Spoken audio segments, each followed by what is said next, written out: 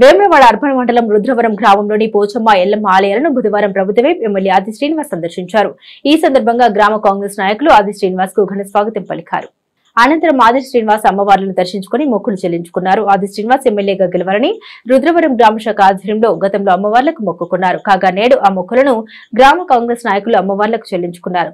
కార్యక్రమంలో అర్బన్ మండల అధ్యక్షుడు పిల్లి కణికేతో పాటుగా రుద్రవరం గ్రామ కాంగ్రెస్ నాయకులు తదితరులు ఉన్నారు.